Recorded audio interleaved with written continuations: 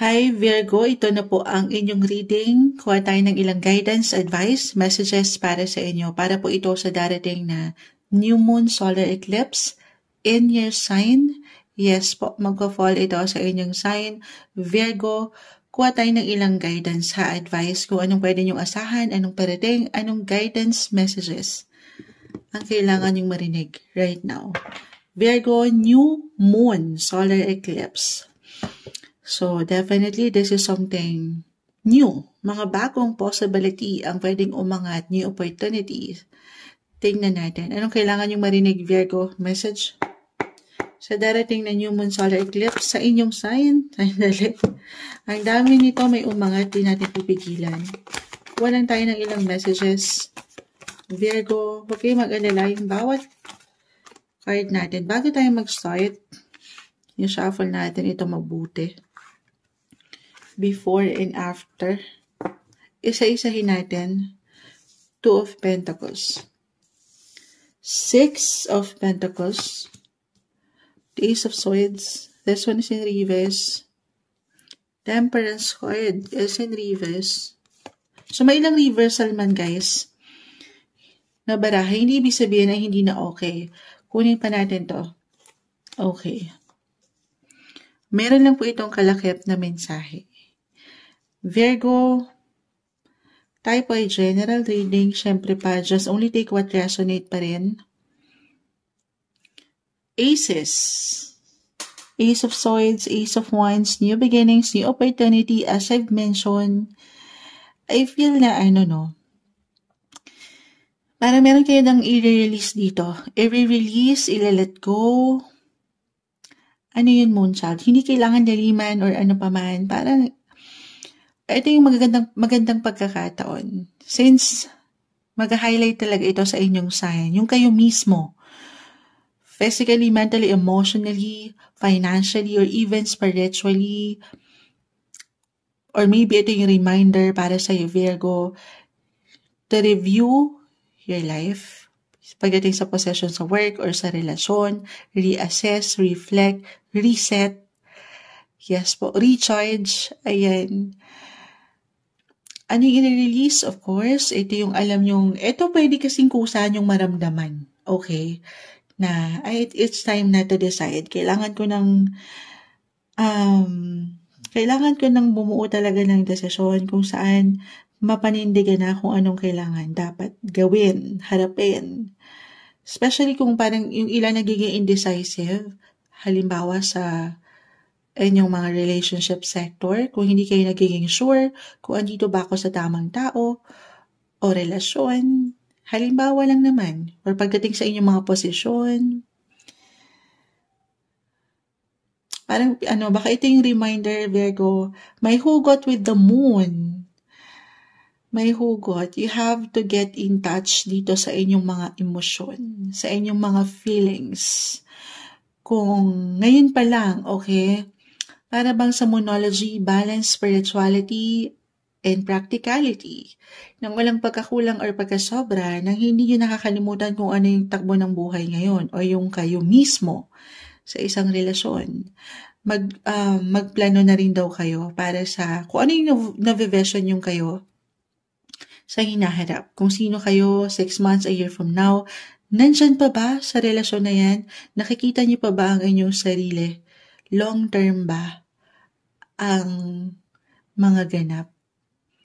Alam ko may hugot yun.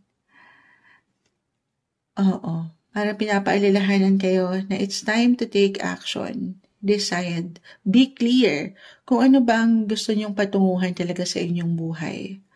Kung talagang totally moonshot, hindi ko rin alam eh. The Wheel of Fortune, the tables will turn, umiikot yan, maaring kung hindi talaga kayo makapag-decide, ang universe na ang magsha-shake ng mga bagay sa inyo. Isa-shake kayo ng kusa na ng universe. Kasi eclipse to, guys. Okay? Wala tayong control dito. Kung wala talaga kayo, hindi nyo mapaangat yung something action or decision, siya na mismo yung gagawa ng paraan sa inyong buhay. Yes po. Ganun yung hugot na nakukuha ko dito. At, of course, dadalhin ka niyan sa mas merong klaro or merong pagkalinaw, may pagkaliwanag na sitwasyon. Kailangan mo lang syempre pa sabayan ito. Okay? Maaring kusa ka na lang ihain ang mga bagay sa iyong harapan na kailangan mong wala tayong magagawa kundi sundin.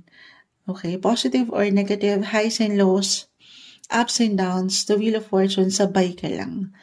Kasi lalo pa kung patuloy mong hindi lang pinapaangat sa universe or sa mga tala, yung mga kagustuhan mong ma-reach, o yung mga goals mo pa sa relationship or partnership, work, pero sinasamahan mo ng dasal. Siyempre naman, alam naman natin how powerful ang prayer. Iba-iba tayo ng hugot dito, guys, ha. Ay, may hugot, Virgo, pero samahan ng dasal. Kasi wala siyang ihahain, hindi kanya dadalhin sa isang relasyon or posisyon. Lalo pa kung iniangat mo sa kanya nang hindi para sa'yo or hindi makabubuti sa'yo. Yes, may hugot. Maring meron kasing kaliwanagan na angat or katotohanan na kailangan yung mapaangat or tanggapin na talaga or bigyan ng desisyon ngayon pa lang.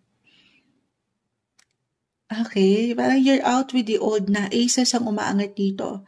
Out with the old, in with the new, mga pagbabago, pahintulutan niyo raw yan, Virgo.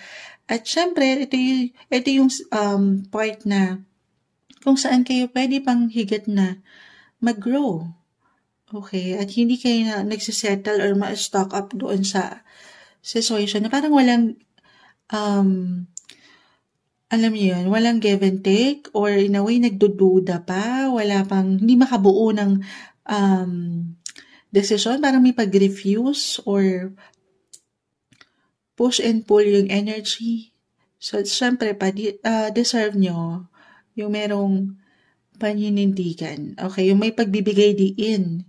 So, kung ano ba yung kailangang ma-achieve pa sa posisyon man or sa relasyon. Okay, o diba may hugot, Pero ito kasi maaring mapaangat ng kusa yung awareness. Kung saan na kayo higit magpo-focus ng energy or magbibigay ng higit na enerhiya. Ayan. Okay. Ayun lang. May hugot eh. Itong eclipse na to, mas personal kasi sa inyo magpo-fall guys sa inyong mga sign. Ito yung mahirap ma-define kasi kayo mismo, sa first house to, ito yung kayo mismo. Yung mga kagustuhan nyo, nararamdaman nyo, pakiramdam nyo, physically, mentally, emotionally, again, or even spiritually, the moon, umangat. Ayan. Sabi ko nga, get in touch sa realidad or sa inyong mga pakiramdam. Ito yung mahirap ma-define talaga. Kayo ang higit na makapagpapasya. Follow your heart, Virgo. Okay, parang personal reset ito or personal na ganap nyo talaga. Pahintulutan nyo kung ano man ang pwedeng umangat na kahit sa simpleng pakiramdam or kaliwanagan dyan sa inyong sarili. Yung pinaka-advice, it's time. Una pa lang, let go itong mga unnecessary or ilang hindi nagsaserve ng something purpose sa inyong buhay. At pahintulutan yung mag-step up, mag-level up yung kayo para sa mga bago eclipses. Powerful ito guys. Powerful new beginnings, new chapter sa inyong buhay. Release nyo na itong ilang old patterns, unhealthy patterns, or old version of yourself na hindi na ayon sa inyong mga situation sa batas ng isang api. Charis. Alaw niyo yung mga magaganda, bagong oportunidad kasi meron pang parating sa inyo. Stay inspired, be inspired. Ito yung umangat na guidance, advice, messages para sa inyo, Virgo.